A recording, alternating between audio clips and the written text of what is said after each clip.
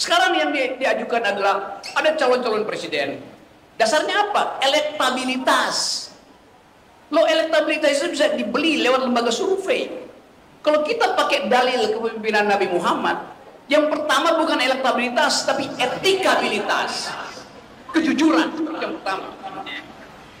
Etikability atau moralitas. Yang kedua, intelektualitas. Supaya bisa membaca ketidakadilan. Baru elektabilitas. Itu yang disebut mazhab kepemimpinan Nabi Muhammad. Elektabilitas adalah nomor 3. Nomor 1 adalah etikabilitas. Nomor 2 adalah intelektualitas. Nomor 3 baru elektabilitas. Jadi kita nggak ingin disogok oleh lembaga survei. Itu yang menerangkan kenapa pemerintah merasa cemas dengan adanya kepemimpinan baru. Kepemimpinan yang dasarnya adalah moralitas, intelektualitas, bukan elektabilitas. Anies mewakili suasana itu. Mungkin Anies kurang, cari yang lebih dari Anies, bukan halangi Anies. Kan itu cara berpikirnya. Jadi, sahabat semua, saya memanfaatkan suasana ini untuk mengajak kita merefleksikan kembali dalil kepemimpinan Nabi Muhammad, yaitu keadilan, ketegasan sikap sekaligus kemampuan untuk berdiplomasi. Piagam Madinah itu adalah dokumen diplomatik. Apa isinya? Jaminan bahwa tidak ada diskriminasi terhadap orang asing, terhadap Yahudi terutama. Orang bisa tafsirkan, ya, karena Nabi Muhammad bersiap-siap untuk perang dengan kekuatan yang lebih besar, karena itu dia nggak ngapain berkelahi di dalam kalau ada musuh lebih besar tuh. Tapi itulah kecerdasan intelektualitas dari seorang pemimpin yang namanya Nabi Muhammad. Jadi kita belajar dari kemampuan diplomatik itu, karena hanya disebut sebagai perjanjian Madinah. Di dalam perjanjian ada kesepakatan. Di dalam bahasa Latin namanya pacta sunt servanda. A pact must be served. Tetapi pacta itu hilang intinya kalau ada pengkhianatan. Pacta sunt servanda, rebus sic stantibus. Kalau hal-hal yang diperjanjikan masih dihormati, maka perjanjian itu berlaku. Jadi konsep modern tentang perjanjian sudah dibuat di tahun 600-an. Dan kita baca itu sebagai dokumen politik. Jadi lengkaplah dimensi etis dari kepemimpinan yang sekarang kita rayakan maulidnya. Sekali lagi, kita mungkin terlalu jauh membawa masalah ini, menghubungkan antara teologi dan politik. Tetapi manusia itu tumbuh dengan keyakinan. Dia tumbuh dengan apa yang disebut sebagai keinginan untuk menghasilkan masa depan. Dan janji keinginan itu adalah janji konstitusi.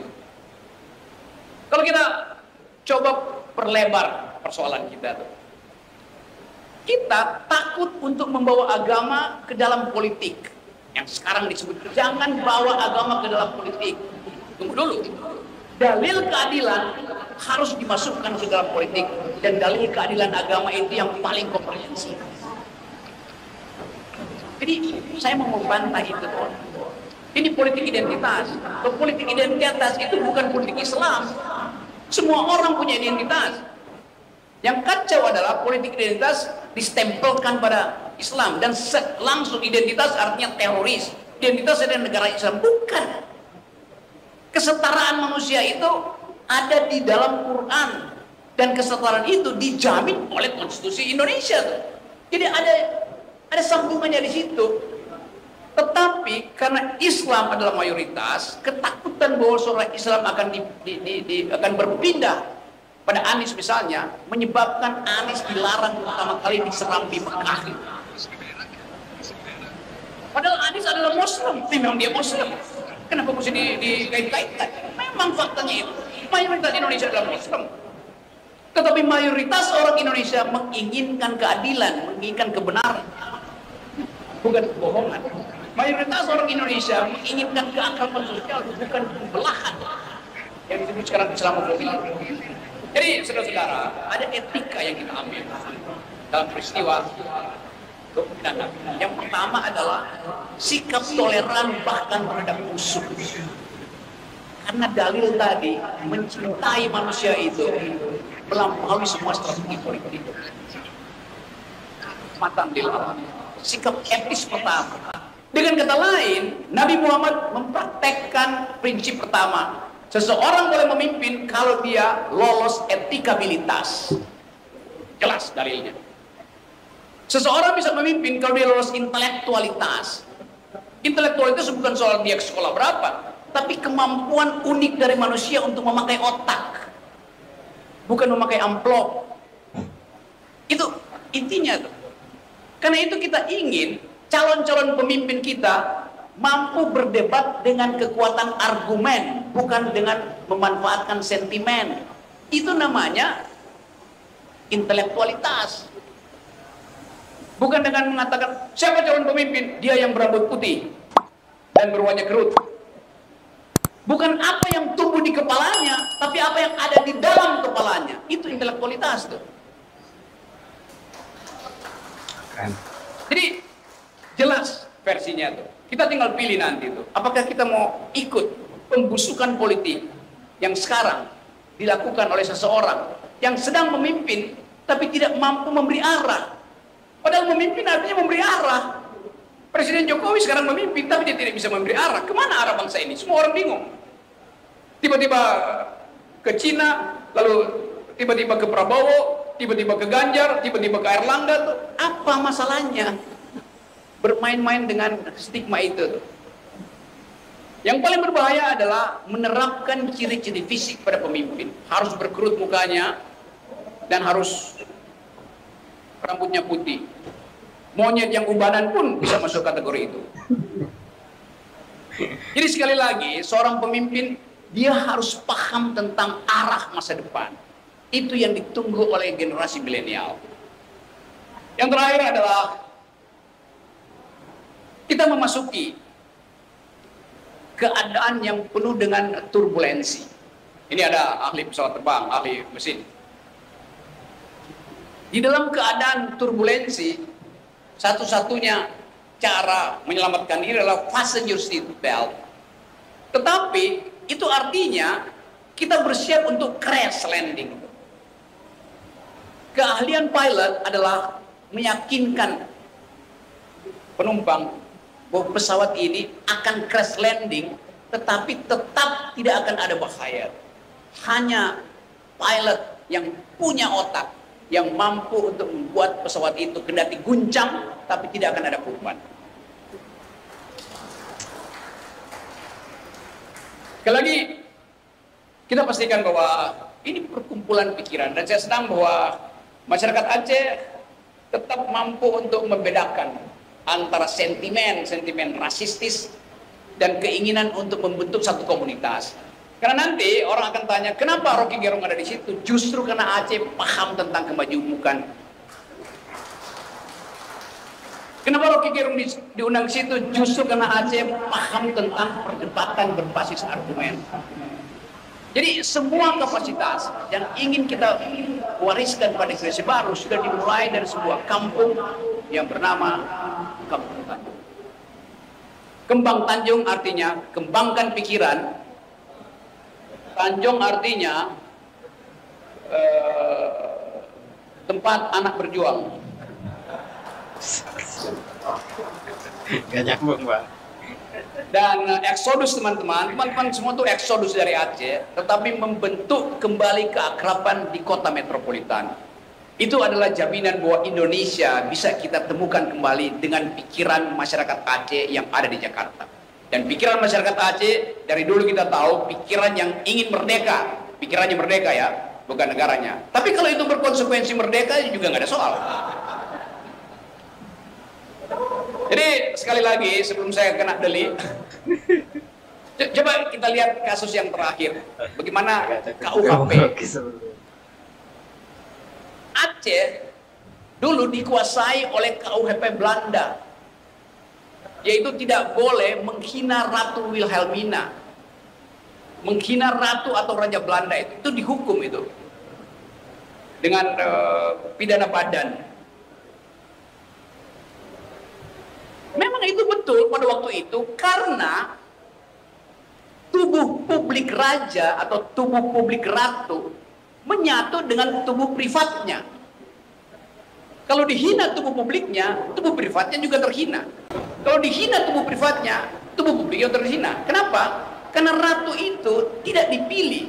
Ratu itu menganggap dia dapat warisan, entah karena darah, entah karena Tuhan itu. Jadi menyatu antara tubuh publik dan tubuh privat sang pemimpin. Waktu kita memilih republik dan demokrasi, tubuh itu dibedakan. Ada tubuh privat presiden, namanya Jokowi. Ada tubuh publik presiden, namanya Presiden Jokowi. Sekarang kalau orang bilang, tidak boleh menghina presiden. Kalau presiden itu tubuh publik. Yang bisa terhina adalah martabat manusia, bukan martabat presiden. Nggak ada istilah martabat presiden. Anda baca ensiklopedia yang ada human dignity, martabat manusia. Presiden bukan manusia, presiden jabatan. Nah ini nih yang sering yang sering diomongin sama Bung Rocky ya guys ya. Di tiap kesempatan, di tiap kali ada pertemuan, beliau selalu mengatakan hal yang demikian karena memang itu sangat-sangat penting. Dan sepertinya tidak banyak orang Indonesia yang bisa membedakan hal tersebut ya. Kalau kedua hal tersebut itu artinya bisa berbeda ya guys ya. Seperti yang beliau katakan, ibaratnya kalau ratu itu jabatan sama orangnya itu emang udah menyatu ya guys ya. Kalau misalnya ada yang menghina, otomatis beliau bisa menuntut gitu ya orang yang menghina tersebut. Beda halnya dengan presiden ya. Kalau presiden itu antara orangnya sama jabatannya itu berbeda ya guys ya, karena kita tahu sendiri kalau yang namanya presiden itu jabatannya kan dibatas ya, cuma 5 tahun gitu ya. Sementara kalau ratu kan enggak selamanya, seumur hidup, selagi dia masih hidup otomatis dia terus menjabat. Nah kalau presiden kan cuma 5 tahunnya, otomatis si jabatannya itu enggak nempel sama pribadinya gitu ya. Jadi otomatis kalau yang namanya presiden itu dikritik atau misalnya dihujat, agak kurang masuk akal kalau misalnya orang yang mengkritik tersebut atau orang yang menghujat tersebut dituntut atau dijebloskan ke dalam penjara. Emang benar sih apa yang dikatakan sama Bung Rocky ini dan sangat masuk akal sekali ya guys ya. Keren pokoknya kalau tiap Bung Rocky ngasih ceramah pasti ada pelajaran-pelajaran penting yang bisa kita ambil ya. Oke guys, kita lanjut aja lah videonya, nanggung ya dikit lagi, mudah-mudahan ini ada beberapa hal penting lagi yang bisa kita ambilnya dari video ini. Kita lanjut ya guys ya. Itu bedanya tuh. Jadi memang itu undang-undang yang undang-undang yang dulu lah. Bagaimana mungkin kita menghina barang?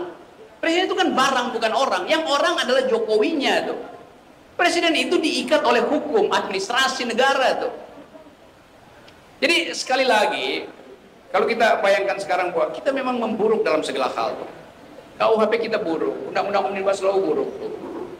Yang lebih berbahaya teman-teman adalah ada 272 kepala daerah yang akan ditunjuk oleh Presiden Jokowi. Kan itu faktanya. Sekarang udah 60 atau udah 80 kepala daerah yang ditunjuk oleh Presiden Jokowi sebagai pejabat sementara. Saya tunjukkan bahayanya. Yang pertama, kalau dia disebut sementara 2 minggu oke, 2 bulan oke. Ini 2,5 tahun. Artinya separuh dari tahun pemilu. Pemilu kita 5 tahun. Setengah tahun, 272 kepala daerah itu tidak mengikuti prinsip pemilihan umum. Padahal kalau dipikir ya, konstitusi kita asal main pasal 1 ya, ayat 2 mengatakan kedaulatan berada di tangan rakyat. Yang terjadi adalah pemimpin-pemimpin ini tidak dipilih oleh kedaulatan rakyat, tapi oleh kedaulatan presiden. Jadi Indonesia sekarang prinsipnya kedaulatan presiden, bukan kedaulatan rakyat. Harusnya kalau di negara beradab udah di-impeach Presiden Jokowi itu. Karena dia udah melanggar konstitusi pasal 1 ayat 2. Pasal berikutnya mengatakan bahwa semua pemimpin publik harus dipilih secara demokratis. Jelas verbatim di dalam konstitusi. Dipilih demokratis atau dipilih oleh rakyat, bukan ditunjuk oleh presiden. Itu bahayanya tuh. Ya kita lagi kampanye bahwa presiden bisa diimpeach. Di mana buktinya? Di Peru kemarin seminggu lalu presiden melakukan hal yang sama. melanggar konstitusi. Akibatnya dia ditangkap polisi. Presiden Peru ditangkap polisi. Waktu ditanya kepada polisi, Anda menangkap presiden? Enggak, saya enggak menangkap presiden. Saya menangkap pelanggar konstitusi. Kira presiden Indonesia ya guys ya. Jelas dalilnya. Anda lihat sekarang, 80 pejabat sudah diangkat oleh presiden selama 2,5 tahun. Artinya sampai 2024 selesai, sampai pemilu selesai. Coba Anda perhatikan, 80 jabatan kepala daerah itu kalau dikonversi di dalam suara itu kira-kira 180 juta suara. Jadi 80 pejabat daerah ini menguasai 180 juta penduduk Indonesia. Itu potensi pelanggaran pemilu karena akan diarahkan Potensi pelanggaran, juta itu potensi untuk kecurangan. memilih tokoh yang akan diasuh oleh 80 orang yang diangkat presiden. Siapa dia? Ya pasti tokoh yang diinginkan presiden. Karena tidak ada pertanggungjawaban publik di situ. Jadi kita ada dalam bahaya. Dan kita ingat kembali bahwa perintah pertama dari konstitusi, daulat rakyat bukan daulat presiden. Jadi teman-teman, dalam acara Maulid ini kita sekali lagi mengingat bahwa ada naskah Quran, ada hadis yang dua-duanya ada bagian teologis dari doktrin Islam. Ada naskah konstitusi yang juga diandalkan pada prinsip yang sama, yaitu keadilan sosial. Tetapi naskah konstitusi kita sekarang sedang dipermainkan untuk diubah. Jadi kalau sekarang ada usulan ya undang-undang dasar sebaiknya direvisi. Oh iya, itu ide yang bagus karena keadilan sosial di versi undang-undang sekarang sangat mungkin bertentangan dengan dalil keadilan sosial. Tetapi merevisi itu memungkinkan revisinya justru jadi buruk karena akan dimasukkan pasal-pasal untuk memperpanjang kekuasaan. Paling enggak kalau ada agenda, mari kita bahas kembali Undang-Undang Dasar 45. Membahas kembali artinya memberi kesempatan pada presiden untuk jangan dulu bikin pemilu, tunggu pembahasan itu, artinya memperpanjang presiden.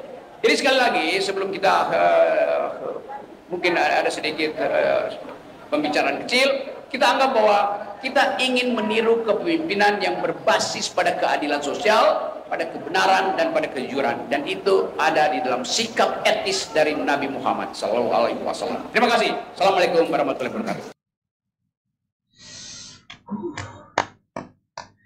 Gimana guys? Keren sekali kan? Apa yang dibilang Bung Rocky, apa yang disampaikan Bung Rocky, semuanya daging. Jujur ya, kalau saya sendiri baru kali ini saya dengar, banyak hal yang baru kali ini saya dengar. Dan ini adalah apa ya, pembicaraan Bung Rocky yang sangat bisa dibilang sangat berkaitan erat dengan keislaman ya guys ya, entah itu dari sudut politiknya, entah itu dari sudut peraturannya. Yang pasti semua hal yang tadi Bung Rocky sampaikan, saya yakin semuanya adalah hal yang baik. Oke, mungkin itu adalah salah satu poin penting yang bisa kita ambil dari video Bung Rocky tersebut. Mudah-mudahan dari video ini banyak hal baik yang bisa kalian ambil. Jangan lupa like videonya dan kalian boleh komen di bawah. Dan jika kalian suka dengan channel ini, silahkan subscribe. Mudah-mudahan kedepannya saya bisa menyajikan video-video yang lebih bermanfaat ya guys ya. Mohon maaf apabila ada kekurangan. Wassalamualaikum warahmatullahi wabarakatuh. Mangga.